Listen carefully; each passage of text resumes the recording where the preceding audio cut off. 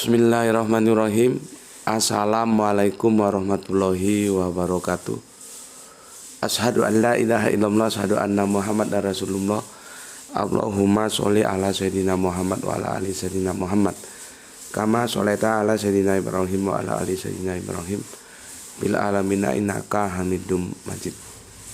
Sebelumnya kita panjatkan dahulu doa kepada Gusti Allah Ingkang Maha Agung untuk saudara-saudara kita yang telah memberikan sholawatnya kepada channel dakwah ini, sehingga channel ini dapat eksis hadir dalam ruang-ruang diskusi kalian semuanya dimanapun kalian berada, dengan sebuah harapan tentunya insya Allah sholawat itu menjadi catatan langit amal soleh bagi mereka dan keluarganya kelak, dan insya Allah Allah akan membalaskannya dengan balasan yang lebih baik lagi.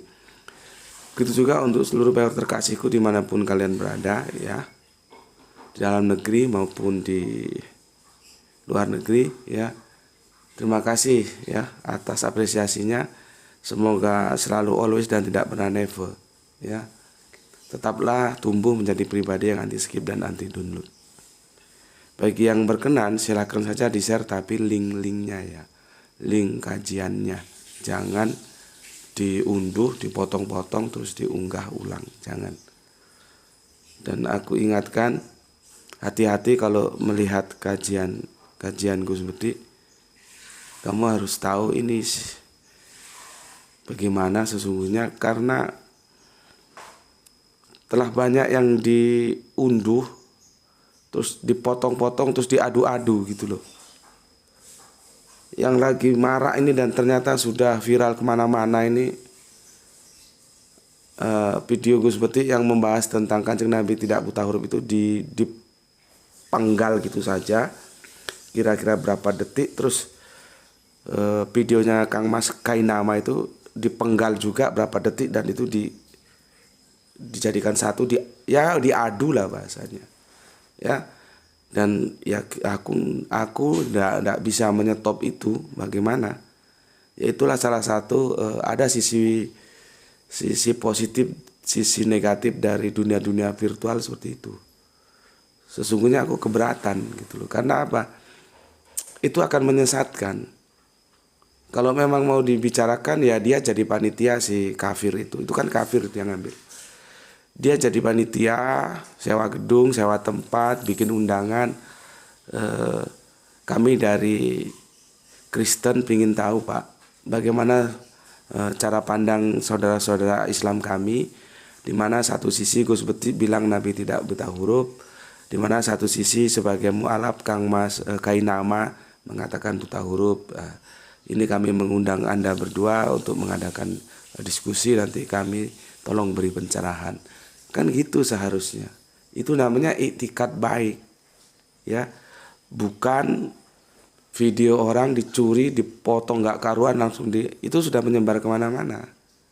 Makanya aku bilang untuk seluruh pecinta channel-channel kajian kristologi, khususnya channelnya Gus Budi, hati-hati kalau lihat videonya Gus Budi. Ini siapa ini yang mengedit ini gitu ya. Karena jadinya nggak karu-karuan gitu. Oke. Selanjutnya untuk seluruh saudara-saudaraku terkasih, aku ucapkan terima kasih atas doa-doa baiknya, dan semoga kebaikan doa itu juga tercurahkan untuk kalian semuanya, sebagaimana engkau mendoakan kebaikan untukku juga. Doa-doa kita saling mendoakan sesama saudara, semoga itu menjadi bagian dari doa-doa yang diijabahi. Oke, amin amin ya rabbal alamin. Kalau suaranya parau mohon dimaklumi, memang kemarin diporsir langsung drop. Agak ada flu-flu dikit, jadi kalau suaranya parau mohon dimaklumi. Seperti yang aku bilang kemarin, aku mendapatkan, ya katakanlah sebuah guiding dari sosok yang menurutku ya memang dia pakarnya di dunia per-YouTubean dan teman dakwah juga, dan dia menggawangi channel dakwah yang menurutku alhamdulillah sangat mumpuni dari segi viewer ya, dari segi subscribe, dan kita ikut senang kalau ada channel-channel dakwah Islam seperti itu ya. dan dia memang sudah menjadi saudara sama aku. Dia wanti-wanti, Gus Peti kalau bikin video itu usahakan 15 menit. Maksimal, semaksimal-maksimalnya 30 menit, dan itu pun kalau bisa dibagi 2 katanya. Waduh. Ya, karena seperti yang aku jelaskan kemarin ya, diamati dari segi algoritma dan bound rate atau ada apalah istilah-istilah lain yang aku tidak paham dalam dunia YouTube. Ya aku bilang ya oke lah, coba aku usahakan. Dan kemarin sudah aku bilang kan, gimana ini mensiasatinya. Salah satunya yang harus dipangkas itu adalah membaca kolom komentar. Padahal bagi kita kolom komentar itu wadah silaturahmi di antara kita. Kalau itu dipangkas habis, tidak dibaca, ruh silaturahmi kita dalam channel ini menjadi hilang. Menjadi seolah-olah aku bicara dengan orang yang gak aku kenal, kamu bicara dengan orang yang gak kamu kenal, kita hanya difasilitasi oleh mesin YouTube. Gitu loh. Jadi aku lagi mencari format. Kalau aku bacakan nama-namanya saja seperti yang eksperimen kemarin juga nggak mengena gitu loh. Karena ruh kita kan di situ, ada silaturahmi kita, ada guyon-guyon dikit, ada tanya-tanya apa yang belum tahu, belum jelas gitu ya. Dan aku berusaha mencari format yang tepat gimana ya gitu. Untuk teman-teman lain enggak, aku tidak atau belum berpikir ke TikTok ya. Yang disarankan oleh saudaraku itu short video bukan ke TikTok ya. Aku juga nggak tahu teknologi TikTok gimana, orang short video aja aku baru belajar, nggak ngerti gitu ya. Karena kemarin Graito mau tak ketemukan, karena itu yang ngurusi Graito juga dia ada sakit ya, jadi nggak bisa ikut. Tapi begini aja lah, aku juga tertarik apa yang disampaikan oleh Imah itu ya, dibacakan yang penting-penting aja gitu. Cuman ya begitu, nanti relatif juga ada keirian kalau yang menurutku nggak penting nggak aku baca, padahal dia maunya dibacakan komennya, kacau lagi. Jadi aku harus hadir dan adil di hadapan semua saudara-saudaraku yang dengan sukarela, dengan kesetiaannya menuliskan komentar di kolom-kolom komentar. Itu kan harus diapresiasi ya. Dan aku tidak pernah membeda-bedakan kalian mau dari Jawa Tengah, Jawa Timur. Kalau memang dia request dan sudah waktunya, pastilah aku jawab ya, aku apresiasi begitu. Oke, untuk sementara mungkin nanti kalian bisa juga kasih komentar ya. Untuk sementara mungkin win-win solusinya beginilah ya. Kalau kalian itu juga belum tentu bisa, karena Graito kan kadang-kadang sibuk, nggak bisa bikin thumbnail atau thumbnail namanya, nggak tahu aku ya. Tapi nanti paling tidak di judul di dalam itu ya, kalau ada mampir ngombe, itu berarti kita sedang membahas komentar ya. Jadi komentarnya kita bikinkan video sendirilah, biar nanti ketika kita membahas tajuk kajian itu bisa maksimal 30 menit, syukur-syukur bisa 15 menit ya. Mungkin solusinya begitu. Ini juga masih trial error ini, nggak tahu nanti yang optimal seperti apa. Jadi kalau di thumbnailnya ya, atau kalau Graito kan nggak mesti bisa sempat bikin thumbnail, di judul dalamnya ada mampir ngombe, itu berarti kita tidak bahas tajuk tapi bahas komen-komen yang datang dari kalian semuanya, sehingga wadah silaturahmi kita tetap hidup gitu ya. Berikutnya juga nanti mampir ngombenya itu yang membedakan yang satu dengan yang lain, karena tajuknya tetap itu mampir ngombe, itu nanti tanggalnya ya, misalkan tanggal berapa, bulan berapa, tahun berapa begitu ya. Sementara gitu dulu. Oke, aku akan membahas komen yang masuk cukup ramai komennya dari unggahan tadi malam, hasil diskusi dengan Kang Mas Kiai Haji Abdul Rohim. Okay. Bismillahirrahmanirrahim. Minum kopi dulu.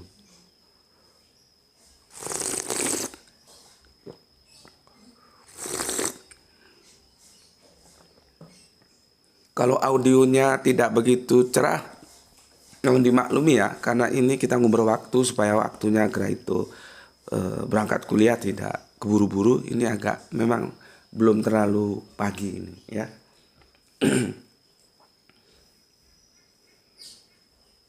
Oh iya, aku lupa. Karena tadi malam itu seperti yang kalian lihat, Pak Kiai kita itu menukil surat Al-Maidah 117. Bukan. Sebetulnya yang dinukil itu bukan Al-Maidah tapi Ali Imran justru ayat yang ke-55, dan itu satu substansi dengan Al-Maidah 117 ya. Maka nanti aku bikinkan videonya tersendiri. Aku akan menjelaskan kepada kalian diksi tawafaitani dan atau mutawafika ya. Karena kalau terjemahan mutawafika yang di surat ketiga ayat yang ke-55 itu dengan terjemahan mengambilmu, setelah aku timbang-timbang, oke lah, aku masih bisa oke ya. Tapi masalahnya mengambilmu itu juga mengambil yang gimana? Itu nanti perdebatan lagi itu. Misalkan ada begini, kita punya teman kantor kita nggak tahu dia baru dapat telepon tiba-tiba menangis. Terus aku tanya, kenapa Desi menangis? Dia baru dapat telepon. Terus kenapa memang dapat telepon? Allah telah mengambil ibunya. Nah, diksi mengambil ini dipahami seperti apa? Itu masih perlu perincian lagi. Tapi setidaknya di konteks surat 355 aku oke, masih bisa menerima ya. Karena nanti itu bisa ditafsirin lain lagi. Ya. Kenapa sih Pak Ijo kok senyum-senyum kok bahagia? Oh, karena keinginannya mengambil Desi, gadis kampung sebelah, telah terlaksana. Nah, kan beda lagi itu mengambilnya. Pak Ijo mengambil Desi, gadis kampung sebelah, telah terlaksana. Artinya apa? Pak Ijo diterima lamarannya oleh keluarga Desi. Artinya dijadikan istri. Lain dengan Desi menangis karena Allah telah mengambil ibunya. Beda lagi gitu ya. Nah, nanti mau kemana? Tapi setidaknya terjemahan mutawafika dengan mengambil itu aku masih memberikan toleran. Ya. Namun demikian untuk yang di surat 5117 di mana tawafaitani itu diterjemahkan mengangkatku ke langit. Nah, ini yang dengan segala maaf kepada yang menerjemahkan ini, terjemahan Anda aku tolak. Aku tolak ya. Aku tolak terjemahan itu. Ya, aku tidak setuju. Oke, tapi itu nanti aku bikinkan videonya sendiri supaya tidak tercampur sehingga teman-teman bisa memahami duduk perkaranya seperti apa gitu. Oke. Diskusi kemarin itu alhamdulillah teman-teman ya merasa puas meskipun aku sendiri jangan-jangan teman-teman tidak puas gitu loh. Karena apa? Sebelum diskusi aku sudah dikasih rambu-rambu ya, baik oleh Ustadz Ahmad. Ustadz Ahmad sekarang posisinya lagi di Australia ini ya. Dan Kang Mas Ipung ya, yang menjaga gawang channel Ayah Sophia itu. Karena mereka tahu siapa aku. Aku kalau sudah debat dan mempertahankan pendapat itu nggak aku kasih ruang untuk bernapas, aku jadikan sansak. Tapi karena sudah dipesan, diwanti-wanti, dan ternyata juga kami berteman di grup poligami ya sama Pak Kiainya ini. Aku juga nggak tahu. Ternyata bilang, Gus kita kan berteman di grup WA poligami itu. Kami memplesetkannya menjadi poligame atau poligambreng gitu ya. Jadi sebetulnya beliaunya telah kenal aku gitu ya. Dan beliaunya telah menonton dari 11 seri Kanjeng Nabi saya tidak turun lagi, dan merasa kadang-kadang begitu asik mengamati, lihat Gus Betik minum kopi jadi ambiar lagi. Ya mohon dimaklumi, mungkin itu sebuah ciri khas dari Gus Betik ya. Oke. Jadi aku berusaha untuk tampil bagaimana ya, santun gitu ya, dan tidak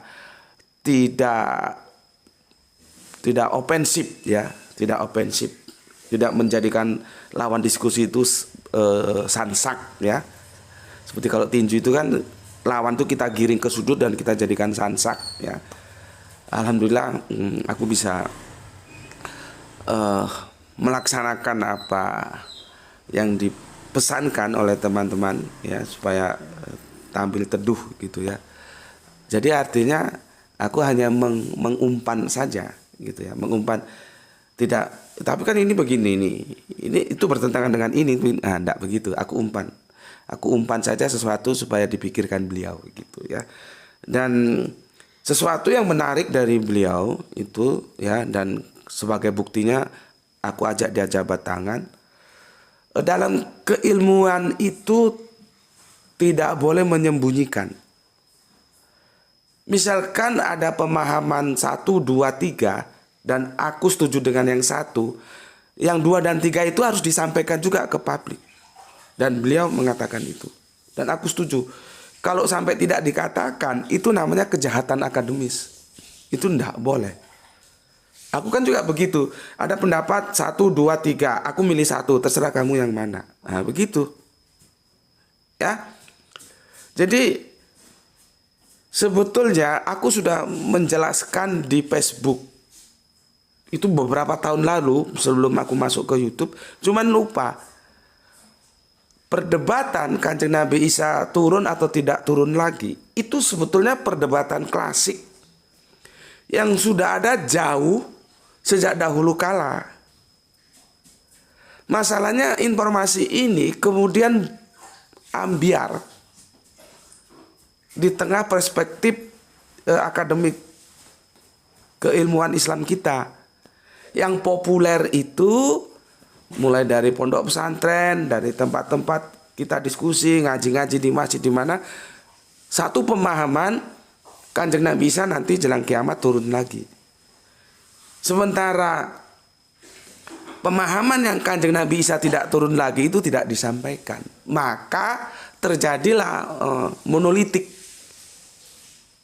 Hanya satu pemahaman itu. Padahal kalau kita merujuk ke catatan-catatan lama kita, ada ingatku 2 tokoh dan aku namanya sudah lupa.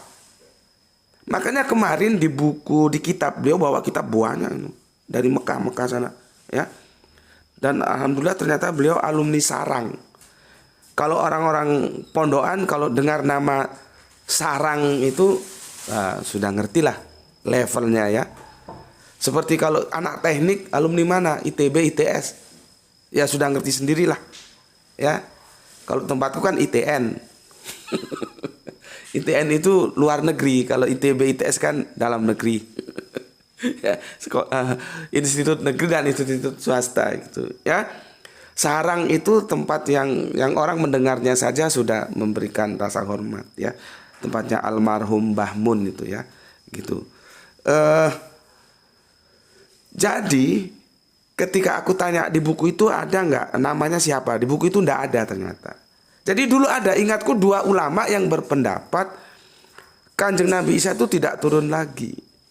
Nah ini sudah 15 menit. Aduh gimana ini. Ini masuk introduction, aku belum baca komen kalian. Jadi buru-buru. Ya terus kalau aku persingkat ya. Di buku itu tidak ada. Ya mohon 1000 maaf karena buku itu disusun menurut beliau seorang ulama yang sangat disegani. Buku itu juga kurang lengkap. Seharusnya namanya disertakan. Ada. Nah, kalau di sini, jadi kalau ada orang-orang seperti Gus Beti, Gus yang satunya itu juga dari Jawa Tengah. Terus ada lagi yang dari Surabaya itu yang cukup terkenal santun orangnya yang ahli nuklir itu. Mengatakan bahwa Kanjeng Nabi Isa tidak turun lagi. Itu bukan pemikiran baru. Karena dulu ulama kita juga sudah mengatakan itu dalam sebuah wacana polemik mereka di era mereka. Cuman karena terjadi monolitik seperti tadi, sehingga kalau Gus Beti menyampaikan itu, wah sesat, ingkar sunnah, itu sudah segojangan kata orang Jawa. bagiku itu sudah makanan sehari-hari. Kalau aku, bahkan kan aku pernah bilang di Makassar, aku sampai dituding, pintar mana Anda dengan Imam Syafi'i? Ya, jadi karena publik kita menjadi monolitik, Kanjeng Nabi Isa tidak turun lagi, itu menjadi suatu pemahaman yang tunggal, padahal sebenarnya tidak begitu. Ada juga ulama kita yang berpemahaman sebaliknya, cuman aku lupa namanya, dan itu pernah aku tulis di Facebook, ya. Dan di bukunya Pak Yai kemarin itu ternyata tidak lengkap, namanya siapa nggak disebutkan. Ya, kalian jangan gampang-gampang terus memberikan stempel kepada orang-orang yang melakukan overliving pemikiran, ya. Terus Anda bilang sesat, ingkar sunnah, tidak taat ulama dan sebagainya. Jangan, ya, jangan. Karena gini, kalian menjadi korban dari referensi yang dimatikan. Yang satunya Kanjeng Nabi Isa turun lagi itu tetap hidup, tapi yang Kanjeng Nabi Isa tidak turun lagi itu dimatikan. Jadi monolitik dia. Ya, itu yang bisa aku sampaikan. Oke, sekarang aku baca komen karena masih tersisa 21 detik, ada beberapa 21 menit, ada beberapa menit. Semoga aku bisa baca semua. Tapi aku baca yang paling penting dulu ya, supaya nanti kalau ada yang kelewatan ya mohon ampun karena waktunya enggak cukup ya. Ini dari Kang Mas Hadi Mawardi ya. Assalamualaikum Gus. Waalaikumsalam, salam Isra. Secara umum diskusinya berkualitas, syarat pengetahuan dalam diskusi tersebut. Pertarungannya memang ada dalam hadis. Nah, seperti yang aku bilang ya. Pertarungan itu tidak ada dalam Al-Qur'an. Al-Qur'an sama sekali tidak membicarakan tentang Kanjeng Nabi Isa turun lagi. Tidak ada. Nah, maksudku bagaimana kita akan terima sebuah cerita yang maha dahsyat. Orang bisa hidup ribuan tahun dan sekarang hidupnya di mana? Ada yang bilang di langit, di surga. Itu kan maha dahsyat, maha gaib yang aku bilang kemarin. Tapi Al-Quran tidak memberikan komentar tentang itu. Itu yang aku maksud ya. Oke, maka pertarungan kita di hadis dan kemarin sudah kita laksanakan. Oke, yang jadi masalah parameter kesahihan hadisnya berbeda. Ya memang aku dengan Pak Yainya beda jadinya ya. Pak Yai mengukurnya dari periwayatan dan doktrin bahwa bila Imam Bukhari dan Muslim yang meriwayatkan dengan kata lain disebut muttafaq alaih. Ya, jadi itu menjadi banyak yang meriwayatkan gitulah ya. Maka serta-merta hadis itu tidak boleh ditolak. Sedangkan aku nih ya, Gus Beti mengukur kesahihan hadis itu dengan mengkomparasinya dengan Al-Quran, sunatullah dan rasionalitas yang nggak ketemu memang. Karena aku kan begini, kitab yang tidak boleh diselisihi itu hanya Al-Quran. Hadis itu boleh, apalagi kitab para ulama. Ini perbedaanku sejak dulu. Aku juga aku itu kan banyak teman. Aku pernah diskusi dengan Ustadz. Di sini dia punya pondok ad-dakwah itu ya. Ini teman-teman tablik kalau ada yang dengar tentunya kenal siapa yang membina pondok ad-dakwah ya. Dan sekarang beliau mendidiki puncak, termasuk bisa dikatakan tinggi lah dalam komunitas teman-teman tablik ya. Itu bersahabat dengan aku dia. Dia kalau ke rumah diskusi sama aku sampai lama, minum kopi kami. Kami nggak ketemu tapi kami enjoy saja ya.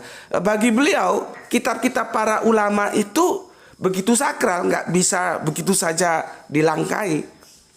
Nah, bagi aku yang sakral itu only Al-Quran, hanya Al-Quran.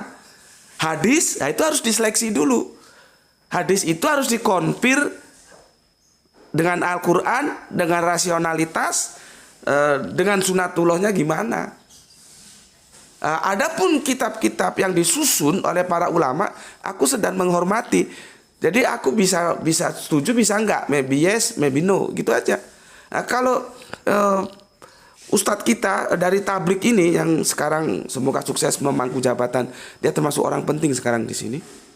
Bukan di sini juga saja, level dunia dia sering melanglang buana sampai ke luar negeri ya.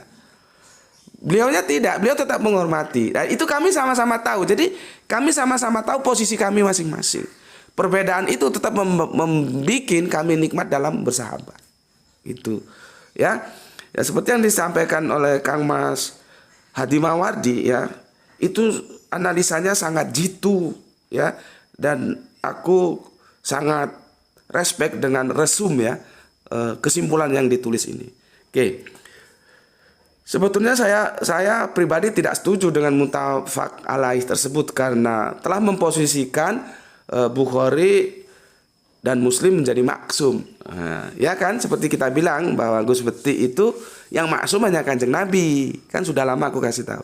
Jadi apa yang dipahami oleh Kang Mas Hadi Mawardi itu sangat aku dukung ya.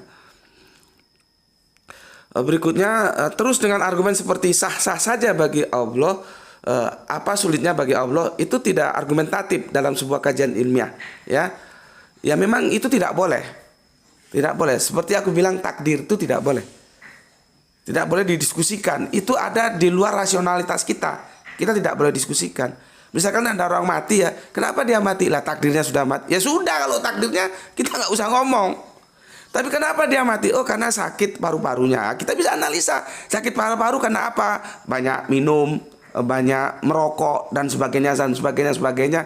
Nah, nanti diteliti bawa ke lab jadi ilmu. Gitu. Dalam dunia sains gitu. Kami di kampus kan begitu. Tapi kalau sudah bilang, oh itu takdir Allah, ya sudah. Nah, sama dengan ini, kalau sudah membawa ke Allah, itu enggak. Itu sudah bukan ranah kita, enggak boleh. Cuman kan kita kemarin diskusinya kekeluargaan ya, enggak, ya bisa dibilang sersan lah, serius tapi santai.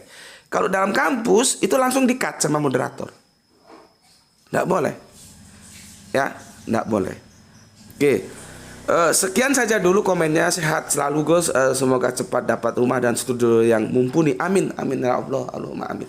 Terima kasih saudaraku atas doa-doa baiknya, dan aku juga mendoakan semoga doa-doa baik kalian untukku ya, Gusti Allah juga curahkan untuk kalian semuanya. Amin amin ya rabbal alamin.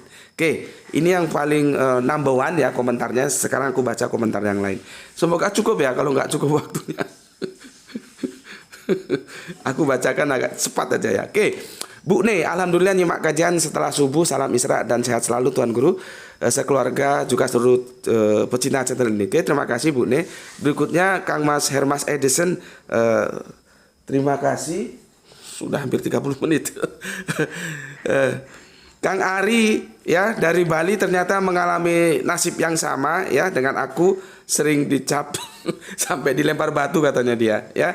Assalamualaikum, salam Isra untuk kita semua. Saya paling suka dengan topik ini meskipun saya sudah lama tahu kajian ini dari Gus Bekti.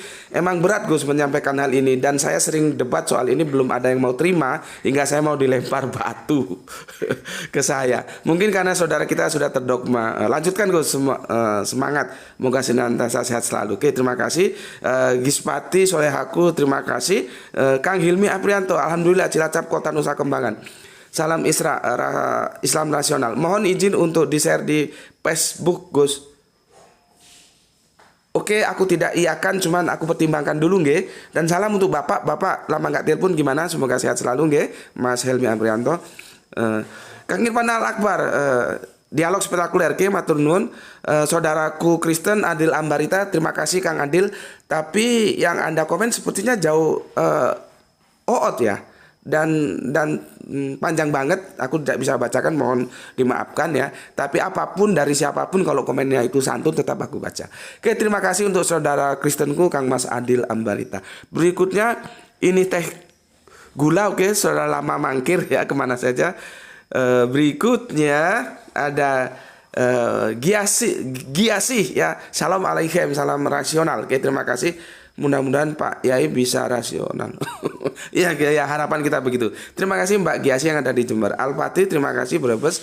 Nopek Ceng, minta nomornya Bapak Kiai Abdul Rohim Baslan. Oke, aku sudah upayakan, tapi aku tidak menjamin Kang Mas ya. Nanti kalau misalkan boleh ya aku bagikan. Nanti aja jenengan konfir lewat WA ya, lewat WA ya. Nanti aku kirimkan nomornya. Kalau Kang Mas Kiainya berkenan loh ya. Oke, kemudian Mas Rizal Wahyu, iya beliaunya mondok di Sarang Rembang, mondokannya Mbah Mun. Oke, terima kasih Kang Nurkolis Jember, terima kasih Kang Mas Edi Margono. Matur nuwun Kang Mas yang punya Jogja, nggih, matur nuwun, salam Isra untuk keluarga di sana. Kapan-kapan kita jalan-jalan ke Malioboro, nggih. Kang Sahran Gipari, terima kasih. Harna Nata Wijaya, matur nuwun. Kang Valin Fatoni, wah beda kelas pancen. Satunya kelas jalanan, satunya kelas pondokan, memang beda. Terima kasih Kang Mas Valen Fatoni, sukses selalu dalam karyanya. Kang Mas 30. I Muslim, terima kasih. Tinggal sedikit. Dari Sobirin, terima kasih. Septian Kosanda, terima kasih. Ardi Negoro, terima kasih. Nanang Turki, terima kasih. Ngipok Ngerok, terima kasih. Tan Kayu, ini bagus komentarnya, tapi saya tidak punya waktu Kang Mas Tan Kayu ya. Maaf ya. Ini sudah di warning sama kira itu. Kang Arif Muksinin, terima kasih. Dadang Iskandar, terima kasih. Jumat Wage, terima kasih. Iqbal Medan, terima kasih. Kang Tan Kayu 2 kali, panjang-panjang dan bagus sebetulnya. Terima kasih. Kang Didik, terima kasih. Joko Kendil, terima kasih. Samsul Yatim, Kang Mas Denny Reberu, saudara Kristen kita, terima kasih. Dak Attack, terima kasih ya. Pepep Hendrawan juga begitu. Dadang Iskandar, terima kasih. Samsul Yatim, terima kasih. Kang Mas Didik, Kang Kuturoncat dari saudara Kristen kita, terima kasih. Bambang Haryadi, terima kasih. Oke, itu semua yang bisa aku sampaikan dan kita sudah lose 1 menit dari 30 menit pertama ya. Pesan dari aku ya, jaga Allah, jaga Kanjeng Nabi, jaga Al-Quran, jaga sholatmu ya. Yang membedakan antara Islam dan kafir itu sholat. Maka sholat harus dijaga. Jadikan Islam dalam bingkai keimananmu, tetapi tetap memberi hormat kepada saudara-saudara kita yang memilih jalan lain ya. Semoga kita dapatkan keberuntungan hari ini dan esok juga tentunya ya. Rezeki yang barokah dan kesehatan yang prima. Oke, bismillahirrahmanirrahim. Insya Allah nanti malam kita akan kaji tentang kenapa saudara Kristen kita, yaitu dari Katolik dan Protestan, kitab sucinya, Bibelnya berbeda terkait Deuterokanonika. Ini janjiku yang sudah lama, hutangku yang sudah lama belum terbayarkan untuk saudara kita ya, Salapi Open Minded ya, Kang Norman yang ada di Balikpapan ya. Oke. Ini dulu ya, semoga dapat rezeki berkah dan kesehatan yang prima. Bismillahirrahmanirrahim. Alhamdulillahirabbil alamin.